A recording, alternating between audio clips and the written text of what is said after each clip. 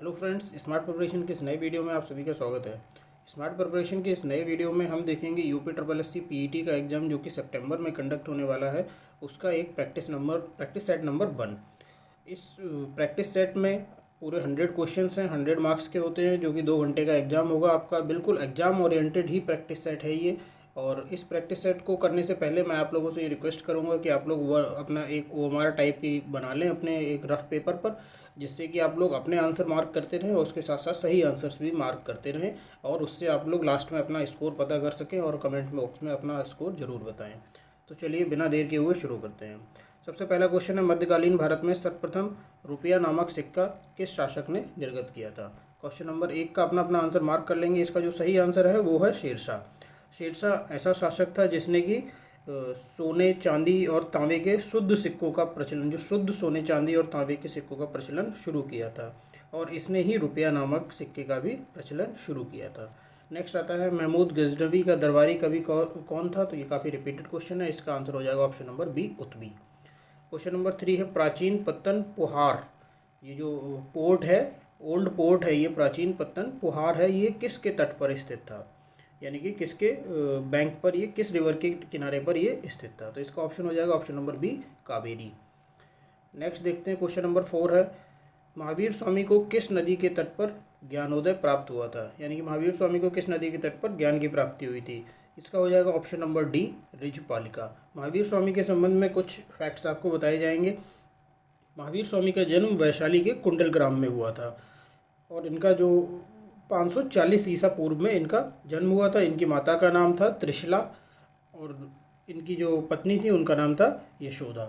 30 वर्ष की आयु में महावीर स्वामी ने अपने घर का त्याग कर दिया था, और 12 वर्ष की कठोर तपस्या तथा साधना के बाद 42 वर्ष की आयु में महावीर स्वामी को ऋजुपालिका नदी के तट पर साल के वृक्ष के नीचे, ये भी पूछा जाता है किस वृक्ष के नीचे, साल के वृक्ष के नीचे ज्ञान की प्राप्ति हुई थी, जिसको कि कैवल्य कहा गया था। और जो महावीर स्वामी की मृत्यु है वो पावा में हुई थी 72 वर्ष की आयु में, 468 ईसा पूर्व में। तो ये क्वेश्चन नंबर 4 हुआ। क्वेश्चन नंबर 5 है, राख का टीला निम्नलिखित किस नव पाषाणिक स्थल से संबंधित है। क्वेश्चन नंबर 5 इसमें पूछा गया है नव पाषाणिक स्थल से, तो इसका खास ध्यान रखेंगे, क्योंकि इसमें जो ऑप्शन नंबर ए जो बुधिहाल दिया हुआ है, ऑप्शन नंबर ए जो बुधिहाल दिया हुआ है, तो वो बुधिहाल जो है वो पूरा मध्य पाषाण काल का ये एक राख का टीला था। तो इसको ध्यान रखेंगे, ये भी राख का टीला ही था बुधिहाल, लेकिन ये मध्य पाषाण काल का था। इसका जो नव पाषाण काल का जो सही आंसर होगा वो ऑप्शन नंबर बी, संगनकल्लू होगा। क्वेश्चन नंबर 6 आता है, किस अधिनियम के अंतर्गत प्रथम बार भारत में चुनाव के तत्व का प्रारंभ हुआ था। क्वेश्चन नंबर 6 का जो सही आंसर होगा ऑप्शन नंबर बी होगा, भारत परिषद अधिनियम 1892, 1892 में। नेक्स्ट क्वेश्चन नंबर 7 देखेंगे, गांधी जी के नमक सत्याग्रह का एकमात्र उद्देश्य क्या था। जिस किसी ने भी मॉडर्न हिस्ट्री को पढ़ा है, इसका बिल्कुल साधारण सा और सिंपल आंसर है कि गांधी जी के जो नमक सत्याग्रह का जो प्रमुख उद्देश्य था वो ऑप्शन नंबर ए, नमक कानून को निरस्त करना था। क्वेश्चन नंबर 8 है, इंडियन होम रूल सोसाइटी की स्थापना कब हुई थी। ये भी काफ़ी आसान क्वेश्चन है और कई बार रिपीटेड क्वेश्चन है। इसका ऑप्शन नंबर डी आंसर हो जाएगा, 1905 में इंडियन होम रूल सोसाइटी की स्थापना हुई थी। क्वेश्चन नंबर 9 है, किस कांग्रेस अधिवेशन ने 1905 ईस्वी में बंगाल में स्वदेशी एवं बहिष्कार आंदोलन चलाने का समर्थन किया था। क्वेश्चन नंबर 9, स्वदेशी और जो बहिष्कार आंदोलन था उसका समर्थन किसने किया था, यानी कि किस अधिवेशन ने किया था, वो अधिवेशन कहाँ हुआ था 1905 का। तो इसका ऑप्शन नंबर डी हो जाएगा, बनारस में हुआ था। बनारस में जो अधिवेशन हुआ था उसमें ये कहा गया था कि स्वदेशी और बहिष्कार आंदोलन चलाया जाएगा। क्वेश्चन नंबर 10 आता है, निम्नलिखित में से किसने लक्ष्मीबाई के पति की मृत्यु के उपरांत उसके दत्तक पुत्र को उत्तराधिकार से वंचित कर दिया, बाद में राज्य को अपने कब्जे में ले लिया था। तो ये मॉडर्न हिस्ट्री जो है जिसने भी पढ़ी है वो उसका आंसर जानते होंगे। जो ऑप्शन नंबर सी है, लॉर्ड डलहौजी। लॉर्ड डलहौजी की जो डॉक्ट्राइन ऑफ लैप्स थी, यानी कि राज्य हड़प नीति थी, उसके अंतर्गत रानी लक्ष्मीबाई के राज्य को अपने कब्जे में लिया गया था। क्वेश्चन नंबर 11 है, एशिया की सबसे लंबी नदी कौन सी है। तो एशिया की जो सबसे लंबी नदी है वो चाइना में स्थित है, जिसका कि नाम यांगत्सी है। यांगत्सी सबसे लंबी नदी है। और जो विश्व की सबसे लंबी नदी है वो है नील, और दूसरे नंबर पर आती है अमेजन, और तीसरे नंबर पर यांगत्सी का नंबर आता है। आगे देखते हैं क्वेश्चन नंबर 12। क्वेश्चन नंबर 12 है कि बृहद ज्वार आता है। तो बृहद ज्वार कब आता है। आपके 4 ऑप्शन दिए हुए हैं। इसका जो सही आंसर होगा, जब सूर्य और चंद्रमा एक सीधी रेखा में होते हैं तब बृहद ज्वार आता है। जब सूर्य और चंद्रमा एक सीधी रेखा में, ज्वार 2 तरीके के होते हैं, बृहद ज्वार और लघु ज्वार। जब सूर्य चंद्रमा और पृथ्वी एक सीधी रेखा में होंगे तो बृहद ज्वार आएगा, जब सूर्य चंद्रमा पृथ्वी समकोण पर होंगे तो लघु ज्वार आता है। क्वेश्चन नंबर 13 है, भारत में प्रवेश करने वाली पश्चिमी विक्षोभ उत्पन्न होते हैं। भारत में प्रवेश करने वाले पश्चिमी विक्षोभ जो है वो कहाँ से उत्पन्न होते हैं? तो ये उत्पन्न होते हैं भूमध्य सागर से, मेडिटेरियन सी जो है उससे उत्पन्न होते हैं। नेक्स्ट क्वेश्चन नंबर 14 ज्योग्राफी का है कि भारत की जो स्थिति है वो क्या है। आपके ऑप्शंस दिए हुए हैं। तो आप लोग पहली चीज़ याद रखेंगे कि जो भारत की जो स्थिति है वो उत्तर भारत की जो स्थिति है वो पूर्वी देशांतर में है। पहली चीज़ तो पूर्वी देशांतर में है और उत्तरी अक्षांशों में है। तो हम इसमें पहले तो देखेंगे उत्तरी अक्षांश और पूर्वी देशांतर से रिलेटेड कौन से ऑप्शंस हैं। तो ऑप्शन नंबर ए और डी खत्म हो जाएंगे क्योंकि इसमें दक्षिणी अक्षांश दिए हुए हैं। तो अब बचा है ऑप्शन नंबर बी और सी। ये है एलिमिनेशन तरीका कि आखिर एलिमिनेशन से कैसे हम आंसर निकाल सकते हैं। ऑप्शन नंबर बी में देखेंगे कि इसमें अक्षांश 8 इसमें जो अक्षांश है वो 8 डिग्री 4 मिनट उत्तर से 37 डिग्री 6 मिनट दक्षिण दिया हुआ है। तो यानी कि ये भी आंसर इसका गलत हो जाएगा क्योंकि इसमें भी ये दक्षिण आ गया, इसमें भी दक्षिण आ गया और इसमें भी दक्षिण आ गया, जबकि हमको पता है कि अक्षांश उत्तरी हैं और जो देशांतर हैं वो पूर्वी हैं। तो यानी कि ऑप्शन नंबर सी सही हो गया। आपको अगर एग्जैक्ट नहीं भी पता है स्टिल आप सिर्फ उत्तरी और पूर्वी से निकाल सकते हैं, अक्षांश उत्तरी और देशांतर पूर्वी।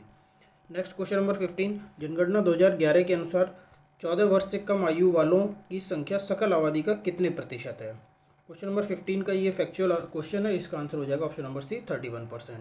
साख पत्र क्या होते हैं, जिसको कि इंग्लिश में लेटर ऑफ क्रेडिट बोलते हैं, ये किसके द्वारा दिया जाता है? ये पूछा गया है कि ये किसके द्वारा। तो जो भी लोग इम्पोर्ट करते हैं, जो भी लोग इम्पोर्ट करते हैं उनको उनके द्वारा लेटर ऑफ क्रेडिट दिया जाता है। यानी कि वो कोई भी चीज़ खरीदते हैं तो वो एक लेटर ऑफ क्रेडिट इशू करते हैं।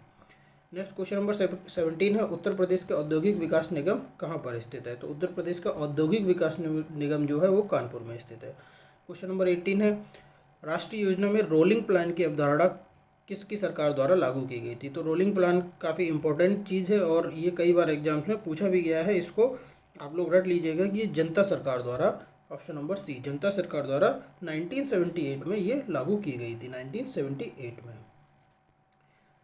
क्वेश्चन नंबर 19 है, निम्नलिखित में से किसको मुद्रा की पूर्ति का विस्तृत माप कहा जाता है? तो M3 को कहा जाता है। ऑप्शन नंबर सी आपका सही हो जाएगा। M3 को मुद्रा की पूर्ति का पूरा एक्सटेंडेबल जो मेजर होता है वो बोला जाता है।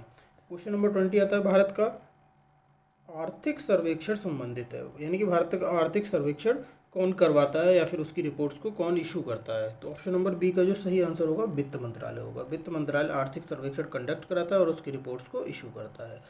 आगे देखेंगे क्वेश्चन नंबर 21, भारत में स्थानीय शासन से संबंधित निम्नलिखित घटनाओं पर विचार कीजिए और उनके कालक्रमानुसार उनको व्यवस्थित करना है। तो ये जो कमेटीज़ गठित की गई थी स्थानीय सुशासन से संबंधित, उनको कालक्रम के अनुसार व्यवस्थित करना है। तो ऑप्शन नंबर इसका क्वेश्चन नंबर 21 का जो सही आंसर होगा वो ऑप्शन नंबर सी होगा। सबसे पहले जो गठित की गई थी वो अशोक मेहता समिति थी, ये पहले नंबर पे है, इसको हम लोग याद रखेंगे। जो अशोक मेहता समिति 1977 में की गई थी। सेकंड नंबर पे जो की गई थी वो GKV राव समिति थी, GKV राव समिति थी। और जो इसका गठन हुआ था 1987 में। ये अशोक मेहता 1977, GKV राव 1987। अगर आपको ये दो ही पता है तब भी आप लोग सही आंसर निकाल सकते हैं।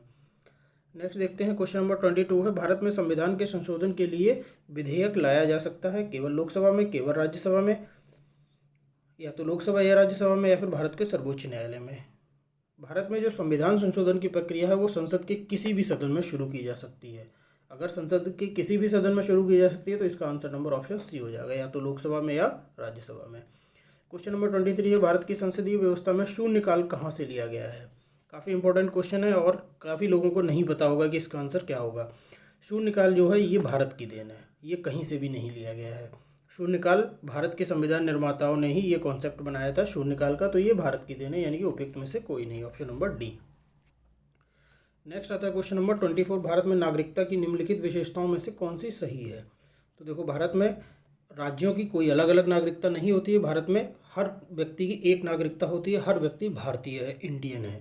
तो यानी कि इसका जो ऑप्शन नंबर कौन सा हो जाएगा, ऑप्शन नंबर सी हो जाएगा। संपूर्ण भारत की एकल नागरिकता होती है। इंडिया में सिंगल सिटीजनशिप का प्रावधान है, सिंगल सिटीजनशिप, एक ही सिटीजनशिप मिलती है। क्वेश्चन नंबर 25 होता है संविधान सभा की प्रांतीय संविधान समिति का अध्यक्ष कौन था। अब जिस किसी ने भी थोड़ा सा मॉडर्न हिस्ट्री पढ़ा होगा उसको अंदाज़ा लगा लेंगे, जो प्रांतीय संविधान समिति बनाई गई थी वो इसलिए बनाई गई थी कि जो प्रांत हैं, जो इंडिया है वो कई सारे पार्ट्स में डिवाइड था जब अंग्रेज़ों ने छोड़ा था, तो उनको कैसे कैसे इंक्लूड करना है भारत में, तो उसकी जिम्मेदारी दी गई थी सरदार पटेल जी को। तो ये प्रांतीय संविधान सभा के, प्रांतीय संविधान समिति के ये अध्यक्ष थे। क्वेश्चन नंबर 26 आता है हमारे शरीर में रक्त का दाब क्या होता है। ऑप्शन दिए हुए हैं आपको, वायुमंडलीय दाब से कम, वायुमंडलीय दाब से अधिक, वायुमंडलीय दाब के बराबर, या फिर उपयुक्त में से कोई नहीं। हम लोग याद रखेंगे जो हमारे ब्लड प्रेशर होता है हमारे शरीर का, वो हमेशा ही वायुमंडलीय दाब से अधिक होता है। और इसका जो हमारे शरीर का जो रक्त दाब होता है, ब्लड प्रेशर होता है, इसको किससे नापा जाता है ये भी याद रखेंगे, वो होता है स्फिग्नोमैग्नोमीटर। क्वेश्चन नंबर 27 है जीव विज्ञान का नाम किसने दिया था। तो जीव विज्ञान का जो नाम है जीव विज्ञान, ये दिया था लेमार्क ने। और अरस्तु ने क्या दिया था, अरस्तु को जीव विज्ञान का जनक बोला जाता है, अरस्तु को जीव विज्ञान का जनक बोला जाता है। और लीनियस ने जो द्विनाम पद्धति है वो दी हुई थी, लीनियस ने। और जो डार्विन थे इन्होंने उत्तरजीविका का सिद्धांत प्रतिपादित किया था। तो यानी कि चारों ऑप्शंस के बारे में भी आपको पता होना चाहिए। जीव विज्ञान नाम दिया था लेमार्क ने, अरस्तु को जीव विज्ञान का पिता कहा जाता है। क्वेश्चन नंबर 28 है प्रकृति में सर्वाधिक प्रचुरता में पाया जाने वाला कार्बनिक यौगिक कौन सा है। तो जो सबसे ज़्यादा कार्बनिक यौगिक पाया जाता है वो option number D, cellulose.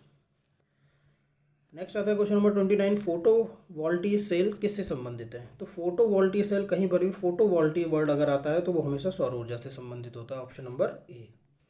Next देखते हैं क्वेश्चन नंबर 30। क्वेश्चन नंबर 30 है प्रकाश वर्ष किसकी इकाई है। जिस किसी ने भी हमारे इस स्मार्ट प्रिपरेशन के साइंस की वीडियोस देखे हैं उसमें हमने ये बताया हुआ है कि प्रकाश वर्ष किसकी इकाई है। प्रकाश वर्ष है खगोलीय दूरियों की इकाई, बड़ी दूरियां नापने के लिए प्रकाश वर्ष का यूज़ किया जाता है।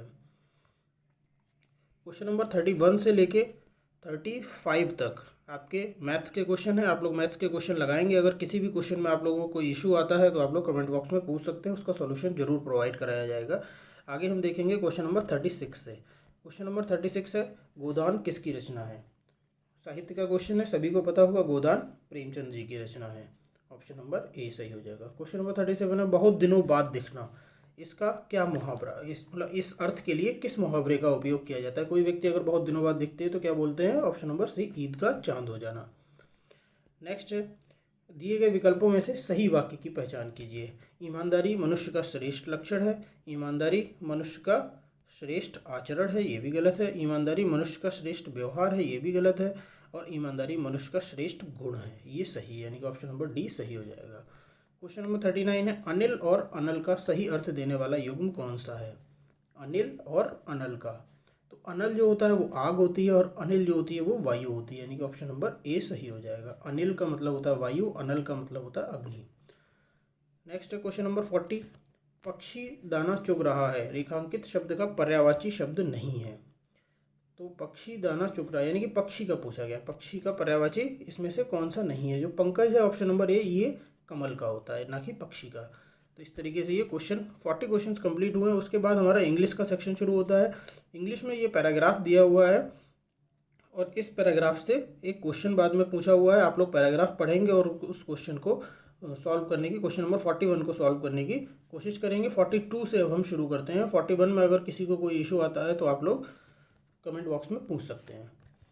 Question number 42, a sentence is divided into 4 parts A B C D, point out the part that has an error, यानी कि ऐसा पार्ट आपको देखना है जिसमें कोई गलती हुई है। तो देखते हैं, you are learning English for the last 1 year but you show no improvement at all. तो इसमें देखेंगे कि आपको क्या गलती दिख रही है।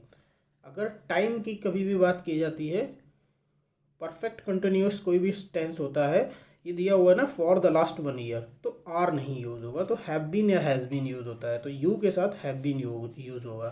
तो इस तरीके से इस जो क्वेश्चन का जो सही आंसर हो जाएगा वो ऑप्शन नंबर ए हो जाएगा। ए में एरर है, you have been learning English होगा, ना कि यू आर लर्निंग इंग्लिश।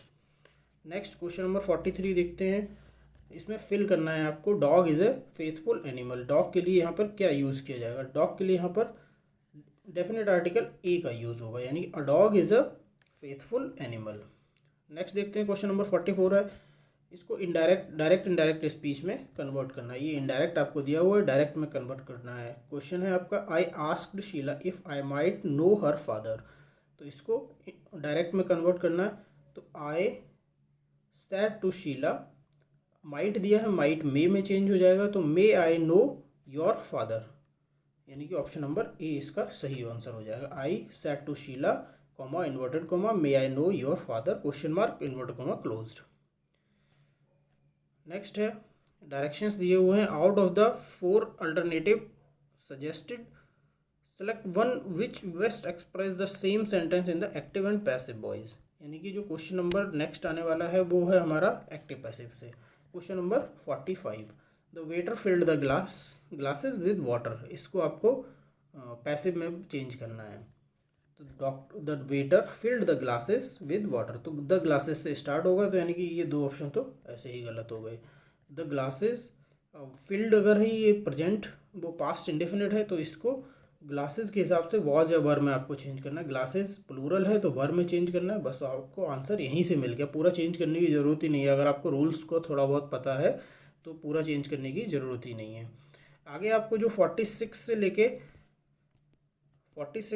50 तक जो दिए हुए हैं वो आपके रीजनिंग के क्वेश्चन है। रीजनिंग के क्वेश्चन आप लोग खुद से सॉल्व करेंगे, और अगर किसी भी तरीके का कोई इशू आता है आप लोग कमेंट बॉक्स में पूछ सकते हैं। नेक्स्ट 51 से हम देखते हैं, मधुशाला किन की कृति है? तो मधुशाला हरवंश राय बच्चन की कृति है। क्वेश्चन नंबर 51 हो गया। क्वेश्चन नंबर 52 आता है, उस्ताद जाकिर हुसैन का संबंध संगीत के किस वाद्य से है? उस्ताद जाकिर हुसैन के बारे में बताना है। क्वेश्चन नंबर 52, क्वेश्चन नंबर 52 का जो सही आंसर है वो ऑप्शन नंबर बी, तबला है। जो जाकिर हुसैन साहब थे वो तबला के बहुत बड़े वादक थे। क्वेश्चन नंबर 53 आएगा, भूक्षरण किसके द्वारा रोका जा सकता है?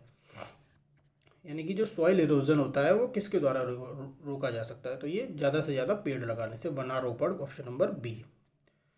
नेक्स्ट है क्वेश्चन नंबर 54, आर्थिक सर्वेक्षण किसके द्वारा प्रकाशित किया जाता है? अभी मैंने पीछे भी बताया था कि इकोनॉमिक सर्वे कौन कंडक्ट कराता है, कौन प्रकाशित करता है? इसका ऑप्शन नंबर सी, वित्त मंत्रालय हमेशा कंडक्ट कराता है और वित्त मंत्रालय ही उसको प्रकाशित करता है। क्वेश्चन नंबर 55, पणजी किस राज्य की राजधानी है? तो गोवा की राजधानी है पणजी। क्वेश्चन नंबर 56, माले किसकी राजधानी है? तो वो मालदीव्स की राजधानी है।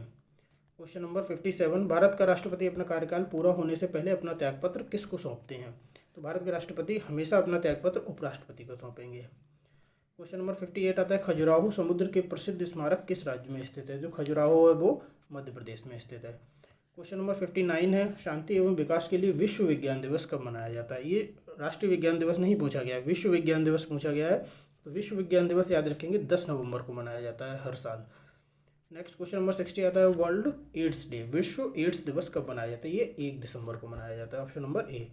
क्वेश्चन नंबर 61 आएगा, उत्तर प्रदेश में राज्यव्यापी अग्नि सुरक्षा सप्ताह का आयोजन कब किया गया था? ये करंट अफेयर्स का क्वेश्चन है, किसने करंट अफेयर्स पढ़ी होगी वही इसका आंसर दे पाएगा। इसका ऑप्शन नंबर बी, 14 से 20 अप्रैल 2022 तक अग्नि सुरक्षा सप्ताह का आयोजन किया गया था।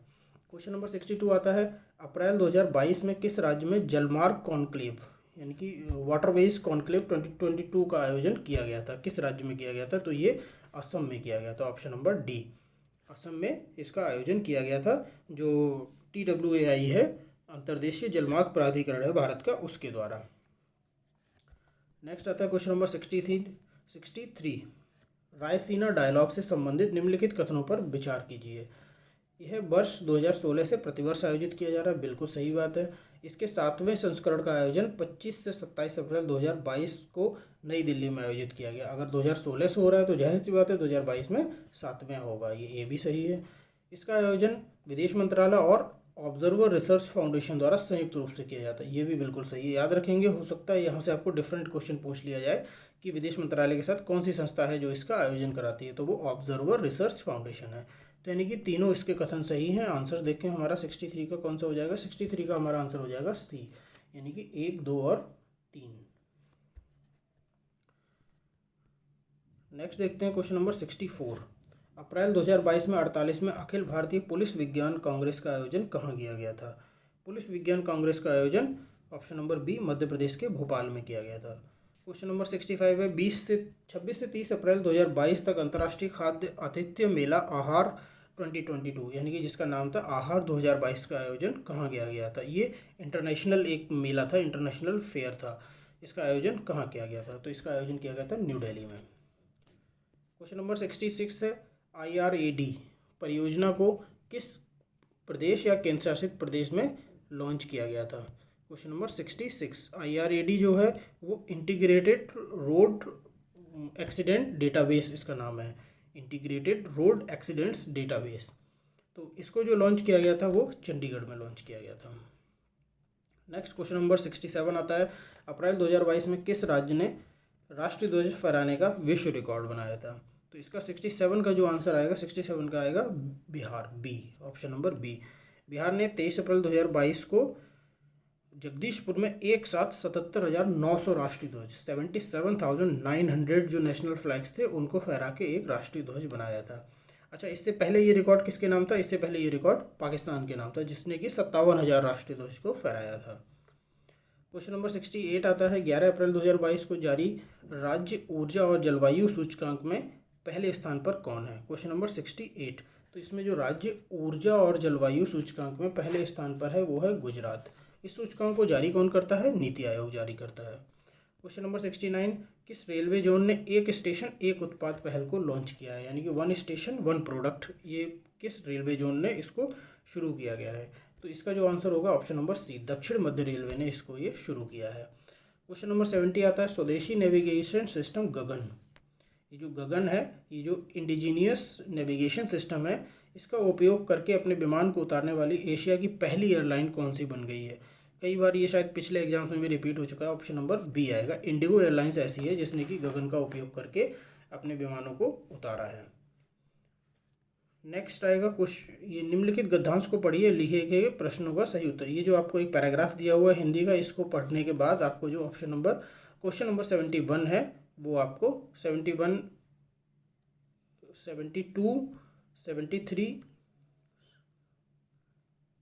और 74 और 75 ये आपको इस पैराग्राफ से सॉल्व करने हैं। उसके बाद नेक्स्ट पैराग्राफ आपको दिया हुआ है, नेक्स्ट पैराग्राफ से भी आपको 76 से लेके 80 तक आपको सॉल्व करने हैं। तो इस तरीके से 71 से 80 तक आपके 10 क्वेश्चन हैं, 2 पैराग्राफ से सॉल्व करने हैं। आप लोग पैराग्राफ खुद पढ़ेंगे और ये 10 क्वेश्चन आप लोग खुद से सॉल्व करेंगे। उसके बाद आता है निम्नलिखित बार ग्राफ का अध्ययन करें और बार ग्राफ के बारे में, यानी कि ये बार ग्राफ दिया हुआ है इससे रिलेटेड 5 क्वेश्चन है, इसको भी आप लोग बार ग्राफ देखेंगे और खुद से सॉल्व करेंगे। अगर किसी को कोई इशू है आप लोग कमेंट बॉक्स में पूछ सकते हैं या फिर हमारे टेलीग्राम चैनल पर आप लोग मैसेज डाल के ये चीज़ पूछ सकते हैं। नेक्स्ट क्वेश्चन नंबर 86 से 90 तक अगेन एक आपको बार ग्राफ दिया हुआ है और इससे आपको 5 क्वेश्चंस ये सॉल्व करने हैं। उसके बाद जो 91 to 95 है वो आपको एक ग्राफ दिया हुआ है, टेबल दिया हुआ, उस टेबल से आपको ये 5 क्वेश्चन सॉल्व करने हैं। उसके बाद 96 से 100 तक अगेन एक टेबल दिया हुआ है, वो आपको 5 क्वेश्चन सॉल्व करने हैं। मैथ्स के क्वेश्चन सॉल्व करने के लिए मैं एक अलग वीडियो बनाने की कोशिश करूँगा। तब तक के लिए ये हमारे जो इस वीडियो में मैंने जीएस के क्वेश्चंस को सॉल्व कराया है, इस जीएस के क्वेश्चंस में से आपका क्या स्कोर रह रहा है वो आप लोग मार्क करके बताएंगे। पूरा पेपर सॉल्व करेंगे, आउट ऑफ 100 आप कितने ला रहे हैं। इसकी जो सही आंसर की है वो हम टेलीग्राम चैनल पे भी अपलोड करेंगे और इस पेपर की जो इस वीडियो के लिंक में हम इस पेपर को डाउनलोड करने का डिस्क्रिप्शन भी देंगे और इसके आंसर की का भी डिस्क्रिप्शन में लिंक देंगे। आप लोग वहां से आंसर की भी डाउनलोड कर सकते हैं और पेपर भी डाउनलोड कर सकते हैं और पूरा पेपर लगा कर आप लोग अपना स्कोर कमेंट बॉक्स में ज़रूर बताएं, जिससे कि आगे आपको इम्प्रूवमेंट करने के तरीके मैं बता सकूँ। तो दोस्तों thank you for watching smart preparation. हमारे चैनल को शेयर करिए, सब्सक्राइब करिए और लाइक करिए।